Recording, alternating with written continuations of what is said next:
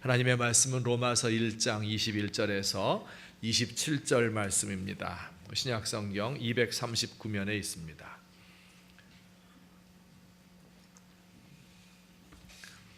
찾으셨으면 한 절씩 21절부터 27절까지 교독하시겠습니다. 하나님을 알되 하나님을 영화롭게도 아니하며 감사하지도 아니하고 오히려 그 생각이 허망하여지며 미련한 마음이 어두워졌나니 썩어지지 아니하는 하나님의 영광을 썩어질 사람과 새와 짐승과 기어다니는 동물 모양의 우상으로 바꾸었느니라.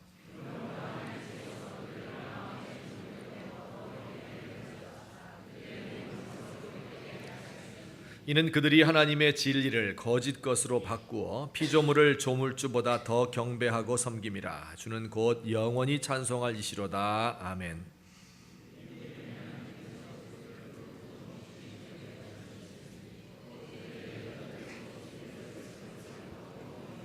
같이 봅니다. 그와 같이 남자들도 순리대로 여자 쓰기를 버리고 서로 향하여 음욕이 불릴 듯하며 남자가 남자와 더불어 부끄러운 일을 행하여 그들의 그릇됨에 상당한 보응을 그들 자신이 받았느니라. 아멘. 로마서 1장과 2장에서는 복음을 말하기에 앞서서 사람들의 죄에 대해서 말씀하고 있습니다. 죄에 대해서 말하는 것은 우리 모두가 다 반가워하지 않겠지요. 하지만 죄를 모르면 의를 알 수 없습니다. 죄가 무엇인지, 우리가 하나님 앞에서 얼마나 큰 죄인인지를 알면 하나님의 은혜의 복음을 더욱더 또렷하게 알 수 있기 때문에 그렇습니다. 죄에 대해서 지금 몇 주째 제가 말씀을 증거하고 있는데요. 죄에도 단계가 있어요. 그래서 그 첫 번째 단계가 뭐냐면 하나님을 알면서도 모른다고 하는 것. 하나님을 마음에 모시고 있으면서도 그 하나님을 폐위시켜 버리는 이러한 인간의 모습, 이것이 죄의 첫 번째 단계입니다. 온 세상 만물 가운데 하나님의 모습이 드러나 있지요. 또 우리 사람들 마음속에도 그 하나님을 섬기려는 이런 종교의 씨앗이 있습니다. 그런데 그 하나님을 모른다고 이야기하는 것이죠. 억누르는 것입니다. 이게 첫 번째 단계예요. 두 번째 죄의 단계는 우상을 섬기는 것입니다. 온 세상 만물 가운데 하나님이 있는데 그 하나님을 폐위시켜 버리는 거예요. 하나님을 없애버렸어요. 그리고 그 대신에 우상을 하나님 자리에 올려놓은 것입니다. 그리고 오늘 죄의 세 번째 단계가 하나님 말씀에 기록되어 있는데, 하나님이 주신 좋은 선물들을 바꾸어서 하나님을 거역하고 죄를 짓는 도구로 만들어 버리는 것, 이것이 죄의 세 번째 단계입니다.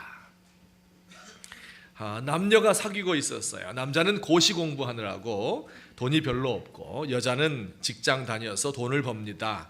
여자가 남자를 너무 좋아했어요. 그래서 일주일에 한 번 만나면 맛있는 것을 사주고 또 좋은 옷을 보면 그 사람 생각이 나서 거금을 들여서 아끼지 않고 옷을 사주곤 했습니다. 하루는 이 여자가 보너스를 받았어요. 돈이 많이 생겨서 이제 위에서부터 발끝까지 양복과 구두와 그리고 셔츠와 넥타이까지 사주었습니다.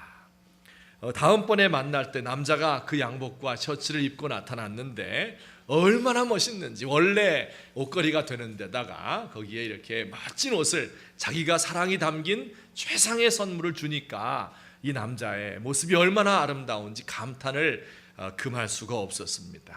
그런데 그 남자의 얼굴에는 좀 수심이 있는 듯하였습니다. 왜 그랬을까? 그 남자가 그날 이 여자와 만나기 전에 다른 여자와 맞선을 보고 온 것입니다. 그 이후로 연락이 뜸해지고 결국은 헤어지고 말았어요. 여자는 자기가 가지고 있는 그 모든 돈을 가지고 최선을 다해서 남자를 위해서 섬겼는데 그 선물이 그 여자를 배신하는 도구가 되어버린 겁니다. 여러분, 지난 주간에 북한의 공격으로 인해서 연평도 군부대와 민간인 마을이 쑥밭이 된 것을 우리가 알고 있습니다. 온 나라가 분개하는데 왜 그렇습니까? 쌀을 보내어주고 비료를 주고 금강산 관광을 통해서 개성공단을 통해서 돈을 벌 수 있도록 해주었는데 그 모든 좋은 호의가 폭탄이 되어서 돌아왔기 때문에 더 허탈하게 된 겁니다. 은혜의 선물이 배신이 되어 돌아올 때 우리의 마음이 아프기 그지없습니다. 그런데 하나님과 우리 사람과의 관계에서도 이런 일이 발생했다는 겁니다. 하나님은 우리에게 좋은 것을 주셨지요. 천지를 만드시고 맨 마지막에 사람을 만들어 주셨어요. 에덴 동산을 친히 설계하시고 그 동산의 주인공으로 사람들을 만드셨습니다. 하나님은 우리 모두에게 항상 좋은 것을 주시는 아버지이십니다. 그런데 사람들이 하나님 주신 선물을 가지고 하나님을 배신하고 죄를 짓는 도구로 만들어 버렸습니다. 인류가 만든 최초의 문명이 무엇인 줄 아십니까? 이것이 성경의 창세기 4장에 기록되어 있습니다. 제가 그 이야기를 좀 해드리겠어요. 여러분, 가인과 아벨의 이야기는 잘 아시죠? 아담과 하와 최초의 인간이 이제 아들을 낳아서 첫 번째 아들이 가인입니다. 한 가인이 아니고 그냥 가인이에요. 두 번째 아들이 아벨입니다. 그런데 가인이 자기 동생 아벨을 죽인 거예요. 하나님께 예배를 드렸는데 자기의 예배는 받지 않는다. 동생의 예배만 받는다. 이래서 화가 나서 그만 자기 동생을 죽여버렸습니다. 그러니 이 동생을 죽인 후에 얼마나 양심의 가책이 되고 얼마나 괴로웠겠어요. 얼마나 두려운 마음이 있겠습니까. 부모 곁을 떠나면서 그가 방황하는 사람이 되었습니다. 그가 떠나갈 때 하나님께 하나님 너무 두려워서 제가 살 수가 없습니다. 그래? 그러면 내가 네 생명을 보호해 줄게 하면서 그의 이마에 표시를 해 주었습니다. 지금부터 가인을 죽이는 사람은 벌을 7배나 받을 것이다. 이렇게 가인을 보호해 주었어요. 이제 가인이 멀리 떠나가서 살게 되는데 그의 5대 후손 중에 위대한 사람이 태어났습니다. 아주 걸출한 인물이 태어났어요. 그는 라멕이라고 하는 이름을 가진 사람입니다. 그에게 두 아내가 있었고 세 아들이 있었습니다. 두 아내의 이름은 아다와 실라이고 세 아들은 야발과 유발과 두발가인이었어요. 이 사람들 다 발자가 들어가죠. 그러니까 외울 수 있어요. 야발이 어떤 사람이었는가? 큰 아들인데요. 이 사람은 유목을 하면서 가축을 치는 일을 시작한 최초의 사람이 되었습니다. 그 이전에는 사냥을 하고 뭐 이렇게 살았겠죠. 그런데 이제는 우리를 만들고 거기에 소와 양과 나귀와 낙타와 말과 같은 것들을 키우는 이런 육축을 시작하는 그런 사람이 되었어요. 농사를 하고 육축을 하니까 얼마나 부요한 이런 삶을 영위하게 되었습니까? 이런 경제 활동을 시작한 이런 최초의 인물이 누구라고요? 야발이었습니다. 그의 동생 둘째인 유발은 아주 특이한 천재였습니다. 그는 수금을 만들었어요. 현악기, 또 퉁소, 관악기 이것을 만들어서 연주하는 이런 놀라운 능력, 실력을 가진 사람들이었어요. 우리 음악 하시는 분들은 이 이름을 잘 알아놓으셔야 돼요. 누구라고요? 유발, 우리 음악가의 조상입니다. 유발. 여기서 이름이 참 좋아요. 여기서 유빌라 때, 주빌리 이런 단어가 나와서 이건 찬양한다, 기뻐한다, 기뻐 날뛴다 그런 뜻입니다. 막내는 이름이 두발가인이었습니다. 이 두발가인은 어떤 사람이었는가 하면 구리와 철로 기구를 만드는, 농기구를 만들고 무기를 만들고 이렇게 만드는 사람이었습니다. 여러분, 그 산속에 흩어져 있는 동과 또 철을 다 재련을 해서 이것을 가지고 무엇을 만들려니까 그 머리가 얼마나 뛰어나야 되겠어요. 지금 뭐 아무렇게나 할 수 있지만 많은 사람이 할 수 있지만 옛날에 그렇게 할 수 있는 그런 기술이 없었는데 최초로 이런 일을 한 사람이었어요. 대장장이의 아버지였던 겁니다. 그런데 이들의 어머니 그리고 람에게 두 아내가 있었다고 그랬죠. 그 이름이 뭐냐면 첫째 아내는 아다였습니다. 아다라는 말의 뜻은 장신구 그런 뜻도 있고요. 혹은 아름답다는 뜻도 있습니다. 여자를 보고 너무 아름다워서 아다 하고 입을 딱 벌리는 게 아다예요. 그다음에 실라라고 하는 이름은 의성어인데 딸랑거린다. 실라 이렇게 딸랑거리는 달콤한 목소리 이런 뜻을 포함하고 있습니다. 그러니까 이 두 아내는 보석으로 치장을 한 아름다운 얼굴과 달콤한 목소리를 가진 그 당대의 미인들이었던 것을 우리가 상상할 수 있겠습니다.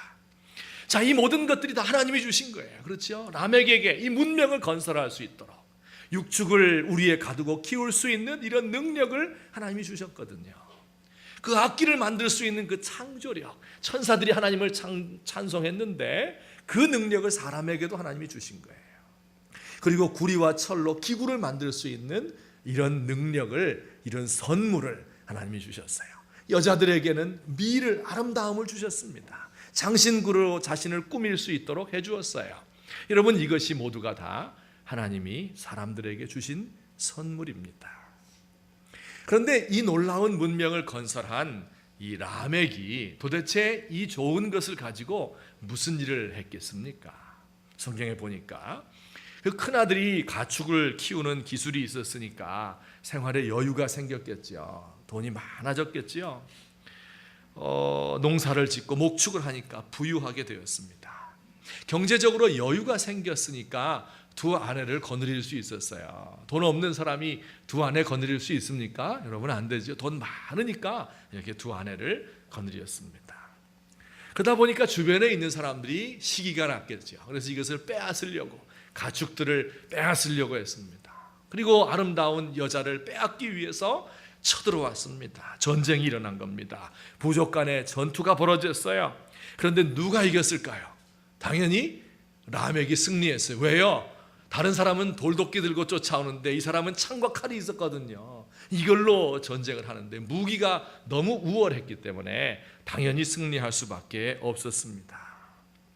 그리고는 기뻐서 승전가 노래를 불렀습니다. 그런데 그 노래가 예사 노래가 아니에요. 왜 그래요? 자기의 셋째 아들, 둘째 아들이 유발이 만든 악기를 가지고 노래를 했기 때문에 얼마나 화음이 잘 맞고 운율이 잘 맞는 이런 노래를 만들어서 천재 작곡가가 지은 노래를 가지고 승전가를 불렀습니다.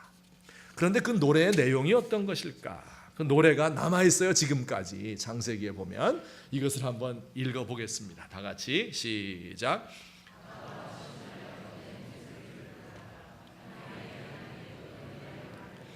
나의 상처로 말미암아 내가 사람을 죽였고 나의 상함으로 말미암아 소년을 죽였도다. 가인을 위하여는 벌이 7배일진데 라멕을 위하여는 벌이 77배이리로다. 아다와 실라야, 내 목소리를 들어라. 라멕의 아내들이여, 내 말을 들어라. 나의 상처로 말미암아 내가 사람을 죽였고, 어떤 녀석이 쳐들어와서 나에게 상해를 입힌 거예요. 그래서 내가 그를 죽여버렸고, 나의 상함으로 말미암아 젊은 소년을 죽였다. 가인을 위하여는 벌이 7배일진데 라멕을 위하여는 벌이 77배이리로다. 이건 무슨 뜻입니까? 여러분, 그의 5대조 할아버지 이름 누구라 그랬죠? 가인이었죠. 가인이 사람을 죽이고 도망갔습니다.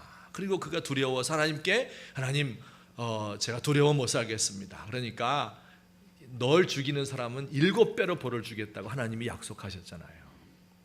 그런데 라멕은 뭐라고 그랬냐면 그 벌이 77배다 그렇게 말했어요. 이건 무슨 뜻입니까? 하나님이 그 라멕을 치는 사람에게 77배의 벌을 주신다는 뜻이 아니고, 누구든지 나를 공격하는 놈, 나를 대적하는 놈이 있으면 내가 가서 77배로 갚아줄 것이다. 그렇게 노래를 부른 거예요. 이 가인은 죄를 짓고 하나님을 두려워하는 마음이 조금은 있었는데, 사람을 두려워하는 마음도 있었는데, 라멕은 그런 마음이 없어요. 왜냐하면 육축을 이제 많이 치고 거부가 되었거든요. 그리고 그의 아들들이 음악가였거든요. 그리고 그의 손에는 무기가 들려 있었거든요. 그러니까 더 이상 하나님께 의존할 필요가 없어요. 이제부터는 내가 가서 77배로 저놈들을 죽여버리겠다. 이렇게 노래를 불렀어요. 여러분, 이 노래가 우리 그냥 한국말로 볼 때는 뭐 별로 아름다운 노래가 아닌데, 원래 원문으로 볼 때는 참 아름다운 그런 그 짧으면서도 강력한 그런 운율을 갖춘 멋진 시입니다. 라멕과 그의 아들들이 건설한 문명은 그 당시로 보아서는 찬란한 문화였습니다. 하나님께서 이런 문명을 건설할 수 있는 지혜와 그리고 능력을 그들에게 주신 것이지요. 그런데 이 사람들이 한 일이 뭐예요? 그것을 가지고 하나님을 찬송하고 사람들을 이롭게 한 것이 아니라 사람을 죽이고 전쟁의 노래를 부르고 아내를 둘 거느리고 하나님을 대적한 일을 했습니다. 이게 최초의 문명이었어요. 그리고 그 이후로 건설되는 모든 문명이 바로 이 일을 답습하고 있는 겁니다. 어디서든지 찬란한 문명이 건설되는 곳에는 전쟁과 파괴가 있습니다. 포악하고 선정적인 노래가 있습니다. 성적인 범죄와 사회적인 불의가 만연하고 궁극적으로는 하나님을 대적하는 사람들로 바뀌게 되는 겁니다. 여러분, 우리가 건설한 우리의 문명을 좀 보시기 바랍니다. 얼마나 위대한 것입니까? 이 모든 것을 선물로 우리에게 하나님이 주신 거예요. 이건 사람에게서 나온 것이 아니라 그 창조력을 주신 하나님에게서부터 나오는 겁니다. 그런데 그것을 가지고 하나님을 대적하는데 사용합니다. 사람들은 하나님의 선물을 가지고 쓰레기를 만드는데 명수들입니다. 우리 온 민족은 지난 한 주간 동안 얼마나 당황하고 두렵고 분노하고 또 무력감에 슬픔으로 한 주간을 보내었는지 모릅니다. 설마 하던 일이 이렇게 벌어질 수 있구나 하는 데서 당황했습니다. 어떻게 이렇게 민간인까지 무차별적으로 살상할 수 있을까? 여기에 분노했습니다. 우리 군대가 이것밖에 되지 못하는가 하며 무력감에 빠졌습니다. 또다시 두 젊은이들의 죽음을 보면서 온 민족이 눈물을 흘릴 수밖에 없었습니다. 그리고 우리 마음은 두려웠어요. 이렇게 해서 우리가 무너지는 것이 아닌가. 만약에 그 중요한 순간에 자제력을 잃고 비행기를 동원해서 폭격을 퍼부었다면, 북한이 미사일로 대응을 하고 이렇게 해서 전면전으로 나아가면 큰일 나지 않겠는가. 우리가 지금 누리고 있는 이 평화가 언제까지 지속될 것인가. 언제까지 이렇게 우리 민족은 당하며 살아야 하는 것인가 하는 이런 두려움이 우리의 마음을 사로잡았습니다. 그런 마음 한가운데 의혹도 들었어요. 미국의 항공모함이 들어오고 또 중국이 거기에 반발해서 군사훈련 계획을 세우고 하는 이런 모습을 보면서 혹시 우리나라가 미국과 중국 이 양강대국의 세력 다툼 한가운데서 대리전을 벌이고 있는 것은 아닌가, 여기에 이용당하고 있는 것은 아닌가 하는 이런 의혹도 들었습니다. 그런데 이 문제는요, 한꺼풀만 깊이 들어가면 이것은 인간의 문제이고 이것은 신학적인 문제입니다. 여러분, 북한은 말이에요, 그 과학이 굉장히 발달됐잖아요. 플루토늄을 정제해서 핵무기를 만들 수 있을 이 정도 우라늄을 가지고 핵무기를 만들잖아요. 그 정도면 그 능력 가지고 원자로를 건설해서 에너지를 생산할 수 있지 않겠습니까? 그래서 국민들에게 이로운 산업을 발전시킬 수 있잖아요. 그런데 왜 그들은 그 발달된 그 과학 능력을 가지고 사람 죽이는 핵무기 만드는데 그렇게 집착하는 것일까? 그렇게 발달된 과학 기술, 그죠? 컴퓨터 기술, 이건 뭐 우리가 이렇게 만들 수 있는 게 아니잖아요. 그 핵물리학 이런 것들을 가지고 평화로운 일에 왜 사용하지 않는 것일까? 그 북한에도 위대한 시인과 예술가들이 있겠죠. 그들이 자신의 능력을 가지고 김정일, 김정은을 찬양하는 노래, 전쟁을 부추기는 음악을 왜 만들고 있을까? 그들 가운데 지식인들도 있지 않겠어요? 그런데 그 사람들은 어찌해서 이것을 공정하게 생각하지 못하고 이 북한의 주체 사상을 더 강화하는데 자신의 모든 생각을 쏟고 있는 것일까? 그런 생각이 듭니다. 인간의 반역하는 마음이 그런 거예요. 우리들은 어떻습니까? 하나님이 우리에게 얼마나 큰 은혜와 축복을 주셨어요. 그런데 이것을 자기를 타락시키는 도구로 사용합니다. 물질이 풍요하게 되니까 하나님이 이제는 필요가 없어진 것 같아요. 그래서 하나님 없이도 우리가 살 수 있다 하는 그런 마음을 가져요. 화장품이 얼마나 화장술이 발달했어요. 명품 의류와 가방과 신발과 장신구와 액세서리와 이런 것들이 여성들을 더 아름답게 만들어주고 있어요. 원래는 한국 여성들이 세상에서 제일 예쁜 사람들은 아니었었는데 다녀보면 정말 예쁜 여성들이 되었어요. 어디 가도 이렇게 멋지고 아름다운 여성들이 없어요. 많은 기술이 발달됐기 때문에 그렇습니다. 그런데 그렇게 된 결과가 뭐예요? 그것을 가지고 어떻게 해요? 가임 여성 인구의 10%가 향락 산업에 종사한다. 남자들의 술시중을 들어주고 몸을 팔고 그들의 몸을 어루만지는 이런 일에 종사한다. 그 예쁜 얼굴로, 그 발달된 화장품으로, 그 장신구를 가지고 여러분들의 남편을 꼬이고 있는 거예요. 인터넷이 발달되니 향락 산업을 전파하는 최첨단 도구가 되었어요. 휴대용 전화기가 젊은이들의 영혼을 빼앗고 있습니다. 하나님이 주신 정말 좋은 선물들이잖아요. 근데 사람들은 그것을 바꾸어 버렸어요.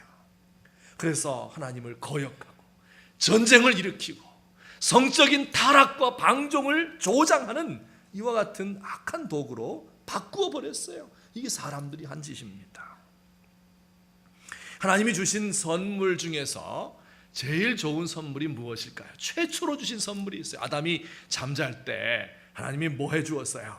갈비뼈를 빼어서 여자를 만들어 주었습니다. 아담이 그 모습을 보고 너무 아름답고 너무 좋아서 어떻게 이렇게 완벽한 사람이 있을 수 있는가? 이런데 뼈 중에 뼈요, 살 중에 살이다 하면서 이 여자를 맞이했어요. 하나님이 주신 최고의 선물이에요. 남녀가 결합해서 하나가 되는 것, 이것입니다. 이건 단지 아기를 낳으라고 주신 것만은 아니에요. 사람과 사람 사이의 깊은 사귐의 기초입니다. 모든 인간관계의 기본이 부부예요. 신뢰와 사랑과 기대감과 충만함이 있는 관계. 벌거벗었으나 부끄러워하지 않습니다. 분명히 둘이 서로 다른 인격이잖아요. 남자와 여자가 다르잖아요. 그런데 둘이 한 몸이 될 것이다, 이렇게 말씀하셨어요. 이것은 마치 삼위일체 하나님을 상징하고 있는 거예요. 삼위일체 하나님, 성부와 성자와 성령 하나님이 다른 인격이거든요. 그런데 그분이 한 하나님 같은 사귐을 가지고 있어요. 다르지만 같은 거예요. 여러분, 이게 부부간의 관계예요. 서로 다르지만 합력해서 하나가 되는 이런 관계입니다. 그런데 그 부부간의 관계를 확인시키고 그리고 그 사랑을 배가시킬 수 있는 즐거움을 주는 중요한 행위가 바로 부부간의 관계, 성관계입니다. 이것은 부끄러운 것도 아니고 금기도 아니고 억누를 필요가 있는 게 아니에요. 하나님이 주신 좋은 선물이에요. 누리라고 주신 거예요. 근데 사람들은 어떻게 했어요? 그걸 바꾸어 버린 거예요. 그래서 하나님의 선물을 아주 이상한 것으로 왜곡시켜 버리고 바꾸어 버리고 말았어요. 오늘 그 바꾼 내용이 성경 로마서에 나와 있는데 어떻게 바꾸었을까요? 한마디로 말하면 동성애로 바꾸었다는 거예요. 26절과 27절에 우리 같이 한번 읽어보겠습니다. 26절부터 시작.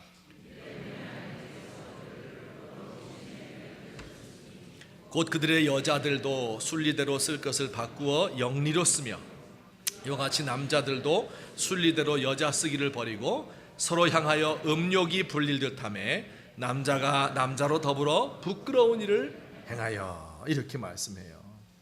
여기 이제 중요한 단어가 바꾼다 하는 단어입니다. 이것은 로마서 1장에 3번이 등장을 해요. 23절에 보니까 하나님의 그 놀라우신 영광을 썩어질 사람과 금수와 버러지 형상의 우상으로 바꾸어 버렸다. 하나님의 모습을 짐승의 모습으로 바꾸어 버린 거예요.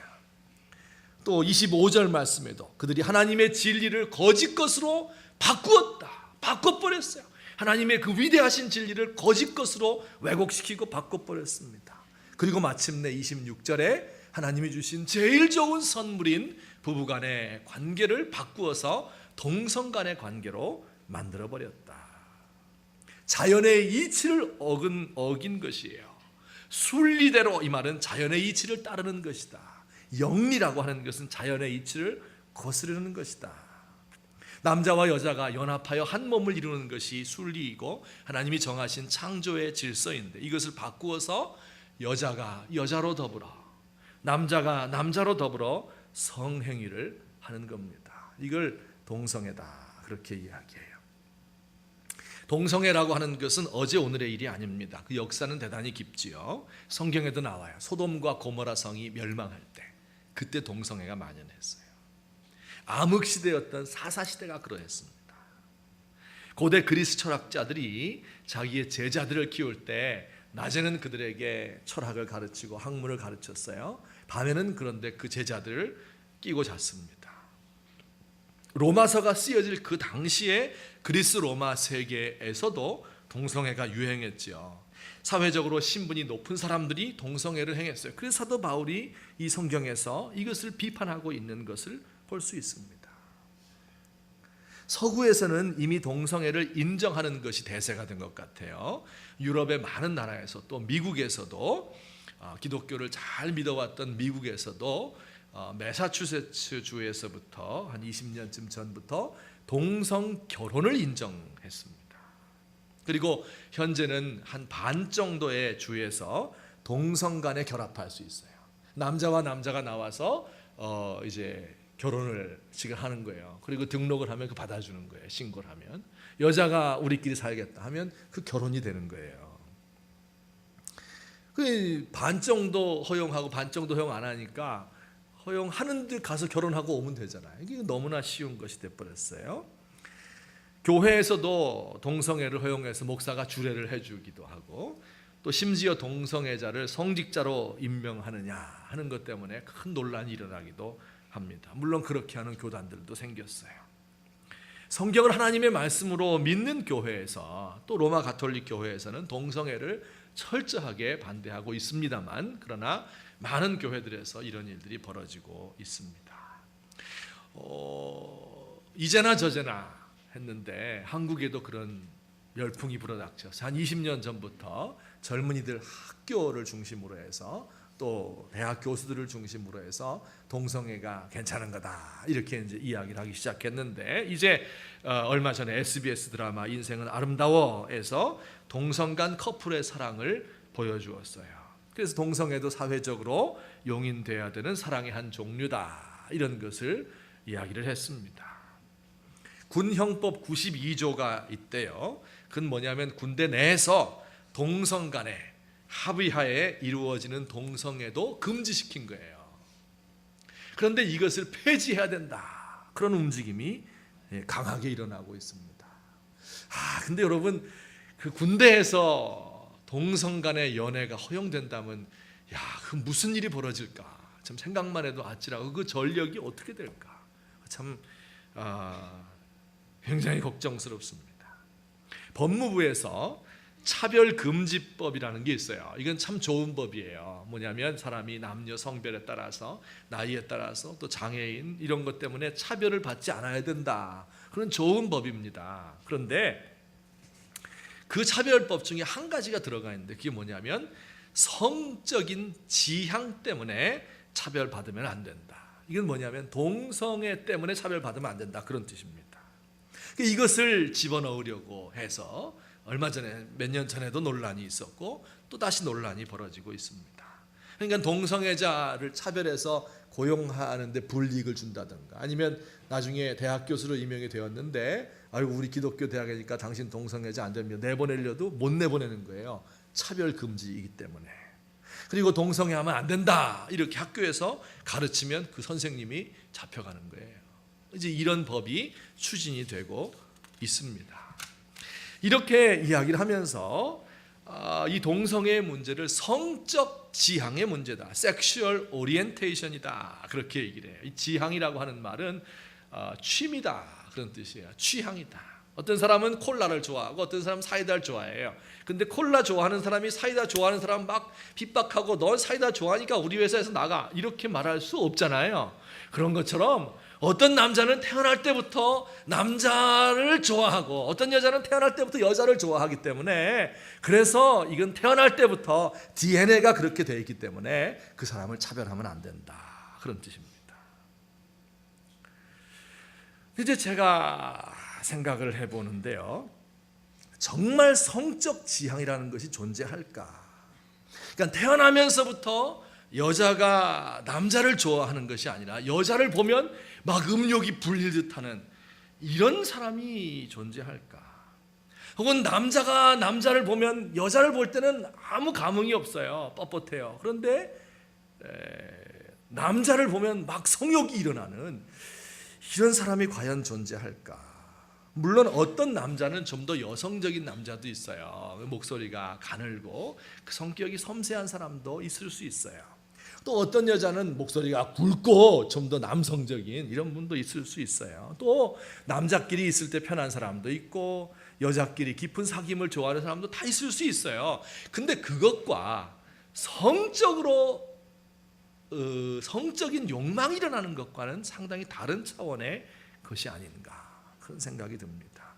성경에서는 분명히 말해요. 이것은 더러운 것이다. 24절 말씀에 이것은 몸을 욕되게 만드는 것이다. 몸을 타락시키는 것이다. 26절에 이것은 부끄러운 욕심이다. 그리고 이것은 자연에 역행하는 것이다. 성기의 구조를 보면 알 수 있죠. 드라마에서는요, 거부감을 없애기 위해서 잘생긴 배우를 캐스팅하고 그리고 그들이 이제 뽀뽀하는 거 이 정도로 끝나는데요. 그런데 남자가 남자로 더불어 성행위하는 것은 매우 추잡한 일입니다. 어떻게 학문 성교를 할 생각을 하였을까? 이게 어떻게 태어나면서부터 이런 본성을 가지고 태어난 사람이 도대체 어디에 있을까? 27절에 보면 동성애 자체가 벌써 벌을 받고 있다는 증거이고 이게 하나님을 떠난 이 인간이 이렇게 부끄러운 삶을 살고 있다는 증거가 아니냐 이렇게 말씀합니다. 100번 양보해서 성적 지향이라고 하는 것이 있다고 하더라도 그러면 좋아하는 건 다 하는 겁니까? 여러분, 콜라나 사이다 선택하는 것과는 다른 문제예요. 예를 들어서 어떤 사람은 나는 한 여자로는 절대 만족을 못해. 나는 여러 여자들과 함께 섹스를 해야 그래야 만족이 돼. 그러면 그거 다 인정해 줘야 돼요. 어떤 사람은 사람을 볼 때는 전혀 이제 성욕이 안 일어나는데 개를 보면 성욕이 일어나요. 그러면 열심히 개랑 하고 그다음에 개와 함께 결혼해 가지고 살아도 돼요? 그럼 다 취향이 그렇다 이게. 성적 취향이.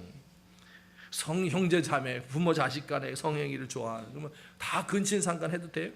어린 아이들을 나이 많은 사람 보면 절대 안 일어나고 비슷한 또래 보면 안 되고 9살, 10살 먹은 애 보면은 정욕이 일어나는 사람도 있대요. 파이도필리아라 그래요. 그럼 이것도 허용시켜야지요. 그러면 다 취향이니까 네 취향대로 살아라. 이렇게 살면 도대체 우리의 사회가 무슨 법이 있고 무슨 법규라는 게 무슨 의미가 있을까 그런 생각이 들어져요. 근데 이 위대한 과학자들이 하나님이 주신 지혜를 가지고 동성애가 성적 지향에서부터 온 것이기 때문에 가증스러운 게 아니다. 이걸 증명하려고 엄청나게 노력을 합니다. 위대한 사회학자들은요, 동성애가 사회를 망가뜨리는 게 아니라 더 우리 사회를 개방적이고 자유로운 사회로 만드는 것이다. 이렇게 증명을 하려고 노력을 해요. 위대한 작가들은 동성애를 미화하고 동성애가 사실은 자기 자신을 파괴하는 부끄러운 걸 거 아니에요. 그런데 그것을 사회에다가 돌리기 위해서 책임을 돌리느라고 애를 씁니다. 여러분, 김수현 작가 얼마나 위대해요. 얼마나 글을 잘 써요. 얼마나 아름다워요. 근데 그것을 가지고 하나님을 반역하는 이런 일을 하고 있어요. 일부의 신학자들까지도 여기에 가세를 해서 동성애를 반대하는 게 성경에 없다. 아니 그러면 로마서는 왜 빼놓고 읽어요? 오늘 1장 26절 27절 이거는 죄다. 이거는 안 된다. 이건 나라가 망할 짓이다. 그렇게 분명하게 여러분 보시잖아요. 분명히 이야기를 하는데 그것이 성경적이 아니다. 이렇게 이야기를 하는 사람들도 있습니다. 인간의 지혜가 너무 발달하다 보니까 하나님을 거역하는 데 이르게 된 것입니다. 이제 결론적으로 말씀을 맺겠습니다. 그러면 이런 가인 문명의 현상 앞에서 우리는 어떻게 살아야 할까 하는 것을 말씀드려야 되겠죠. 결론이 되겠죠. 그것을 제가 두 가지로 나누어서 말씀드리고 설교를 마치도록 하겠습니다. 우선 첫째, 다 같이 읽겠습니다. 시작. 하나님의 선하심과 이건 무슨 이야기냐면 우리가 이 주변에서 이렇게 건설한 이런 보고 있는 모든 문명들은요, 하나님이 지혜를 주셔서 건설한 거예요. 하나님이 지혜를 주셔서 건설한 것들은 좋은 걸까요? 나쁜 걸까요? 좋은 거예요. 이렇게 따뜻하게 살 수 있고 환하게 살 수 있고 자동차 타고 다닐 수 있고 편안하게 살 수 있게 된 것, 이거 다 좋은 거잖아요. 좋은 게 있고 근데 사람들이 그것을 반역적인 것으로 바꿔버렸거든요. 왜곡시켰거든요. 이게 같이 있는 거예요. 이게 섞여 있는 겁니다. 이게 우리의 문명이에요. 다 나쁜 게 아니에요. 이건 다 썩어질 거니까 난 들어가 수도원 가서 혼자 살아야 되겠다. 그게 아닙니다. 이 안에 좋은 게 많아요.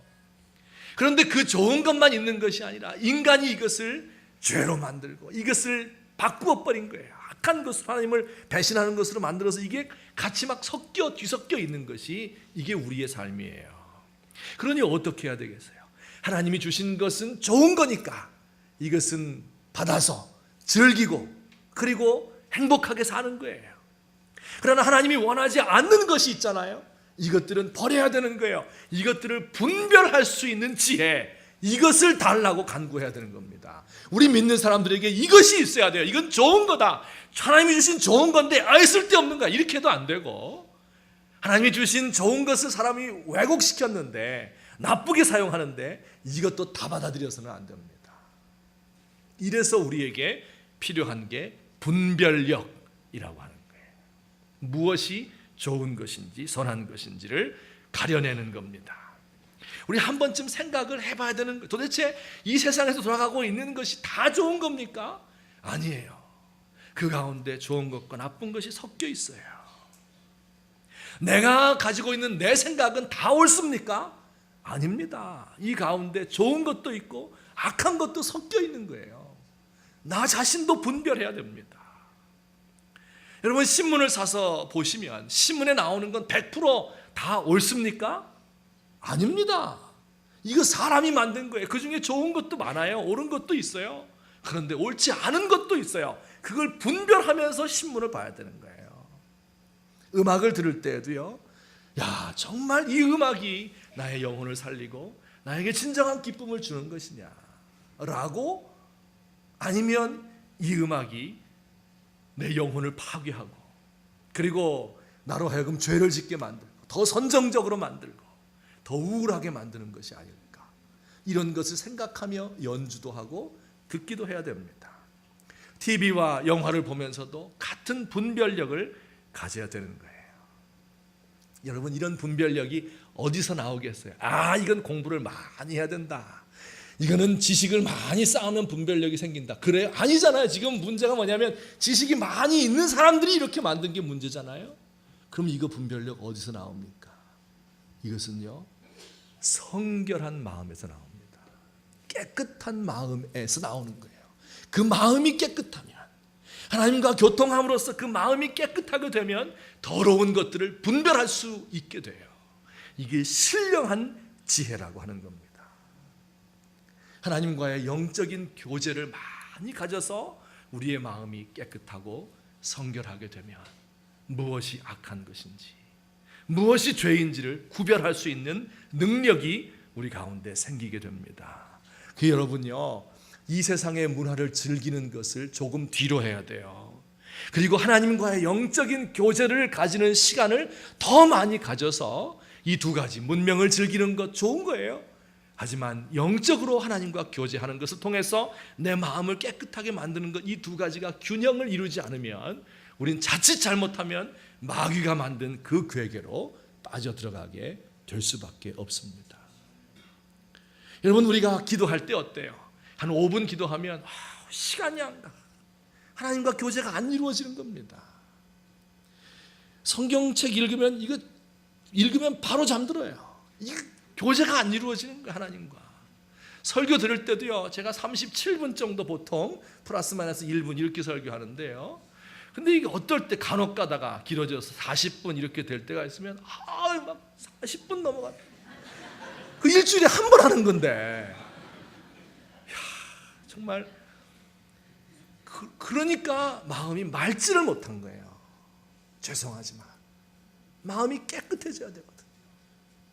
그러면 분별할 수 있는 안목이 열리게 되는 것을 믿으시기를 주의 이름으로 축원합니다. 두 번째로는 어떻게 해야 돼요? 우리 같이 한번 읽습니다. 시작. 하나님의 선물에 최상의 상태로 회복되도록 노력해야 된다.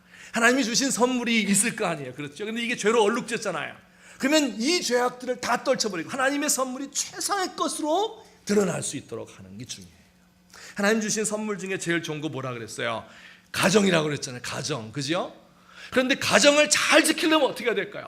세상 거 다 끊고 밖에 나가면 환경이 죄악됐으니까 이거 보지 말고 듣지 말고 가정만 이렇게 하면 가정 행복해지겠습니까? 그거 아닙니다. 어떻게 하면 이 죄의 유혹을 물리칠 수 있겠어요? 유혹을 물리칠 수 있는 방법은 하나님이 주신 원래 가정의 모습을 복구하는 거예요. 그래서 남편과 아내가 벌거벗었으나 부끄러워하지 않는다. 남편과 아내가 정말 사랑과 신뢰로 하나가 되어 있다. 그들 사이에서 낳은 그 자녀들이 있어요.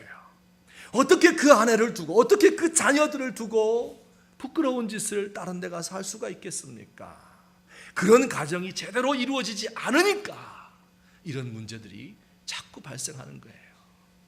오늘날 우리의 가정이 정말 하나님께서 원하시는 최상의 상태로 복원이 된다면, 그러면 이 땅의 향락산업은 문을 닫게 돼야 되는 거예요. 그것들이 만연하고 있는 것은 우리가 우리의 가정을 바로 세우지 못했기 때문에 그렇습니다.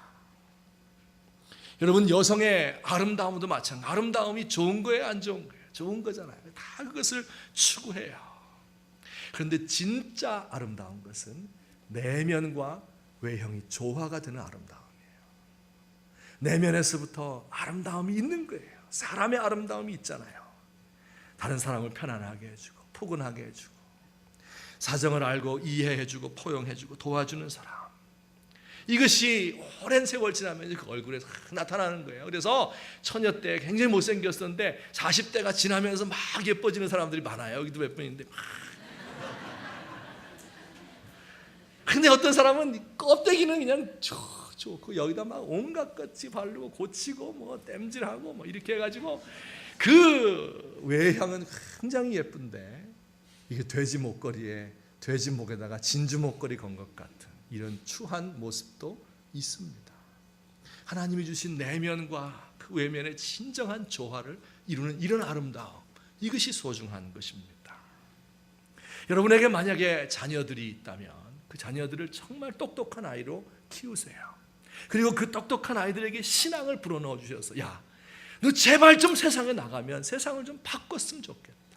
왜 이렇게 텔레비 보면 맨날 엉뚱한 것들만 나오고 이것이 우리의 마음을 타락시키는 것만 나오고 선정적인 것 이런 것밖에 안 나오잖아요.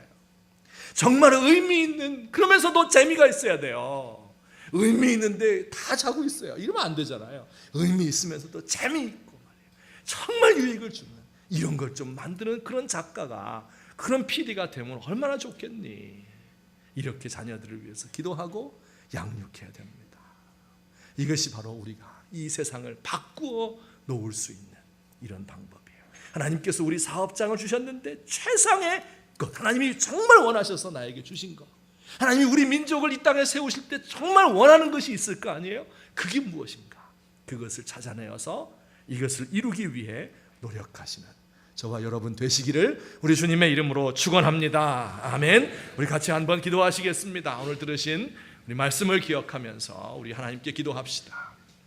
하나님, 우리에게 주신 좋은 것들을 망쳐버리지 않도록 하나님 도와주세요. 하나님, 저에게 이렇게 많은 좋은 것들 주시고 실력도 주시고 능력 주시고 은혜 주셨는데 말이에요, 이거 요따만한 죄 때문에 시기하는 마음 뭐 이런 것 때문에 막 그것이 나를 망쳐버리는 거예요. 얼마나 아까운지 몰라요. 얼마나 아까운지 모릅니다. 하나님, 우리를 불쌍히 여겨주세요.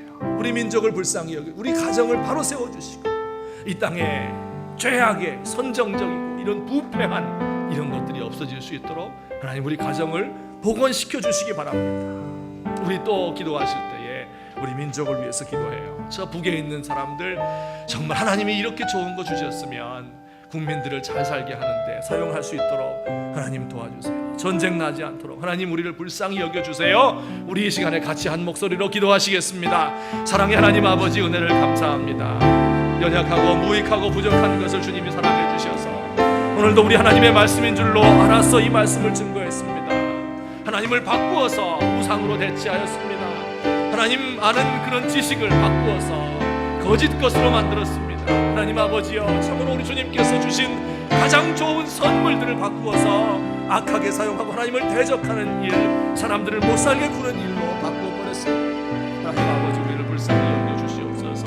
우리에게 긍휼을 베풀어 주시옵소서. 우리 민족을 주께서 도와주시고 하나님 아버지여, 특별히 동성애 문제로 인하여서 멸망을 자초하는 이런 어리석음을 범치 않도록 하나님 도와주시옵소서. 우리 믿는 사람들이 깨어서 분별할 수 있게 하시고 우리의 마음이 성결하고 깨끗한 마음 가운데 신령한 지혜가 싹틀 수 있도록 하나님 도와주시옵소서. 우리 자녀들을 주께서 붙드시고 우리들이 사회에 나가서 참으로 이 문명을 바꾸어 놓으며 하나님께서 원하시는 기뻐하시는 이런 세상으로 바꿀 수 있도록 우리 하나님 도와주시옵소서.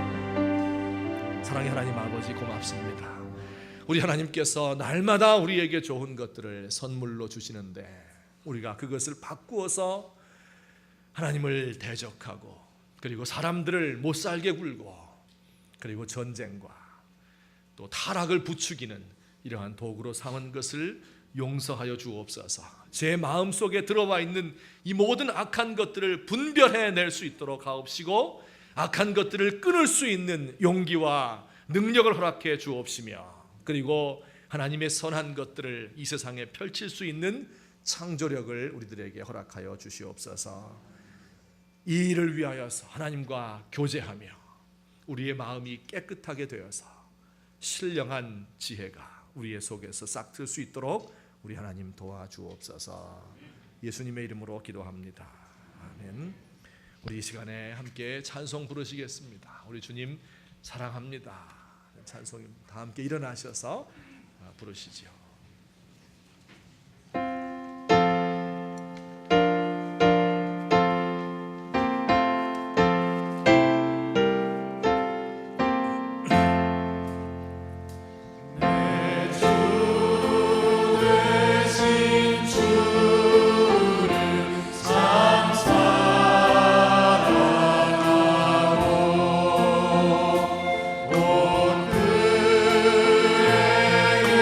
주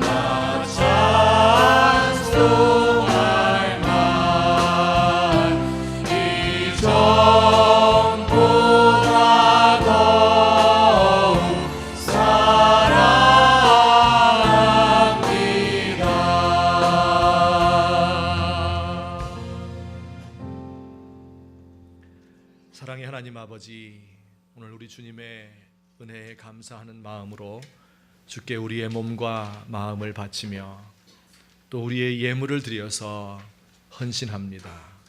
하나님 아버지께서 우리의 이 예물을 기쁘게 받아 주시옵소서. 우리 하나님 바치는 성도들의 손길에 그 가정과 사업과 직장과 모든 하는 범사 가운데 하나님의 은혜가 함께 하시옵기를 원합니다. 손이 비어서 바치지 못하는 종들이 있으면 주께서 믿음을 주시고 그 형편을 변화시켜 주시옵기를 간절히 소망합니다. 우리 가운데 질병으로 인하여 고통을 당하며 여러 가지 마음의 근심과 아픔으로 갈등 가운데 있는 우리 형제 자매들을 주님께서 불쌍히 여기시고 도우시며 그들의 모든 기도와 간구를 응답하여 주옵소서. 멀리 해외에 있는 자녀들을 주님께서 기억하시며 특별히 군대에서 복무하며 추운 겨울에 수고하며 애쓰는 모든 장병들을 주께서 불쌍히 여기시고 하나님 다시는 이러한 도발이 없도록 하시고 그들이 안전하게 부모의 품으로 돌아올 수 있도록 하나님 은총으로 채워 주시옵소서. 하나님 아버지여, 우리 사랑하는 이 조국을 주님 앞에 부탁합니다. 하나님, 우리가 이렇게 전쟁의 위기 가운데 언제까지 살아야 됩니까? 하나님, 남북의 평화로운 통일을 허락해 주시옵시고 하나님 아버지, 북한에 있는 저 무지하고 불행한 우리 동족들을 구원할 수 있는 은총을 우리에게 허락해 주시옵소서.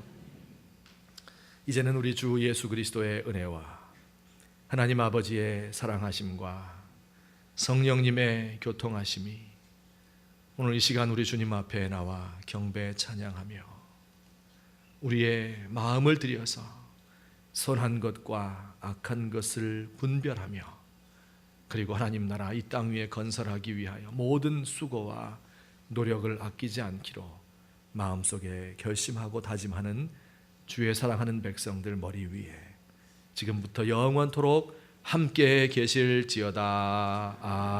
아멘.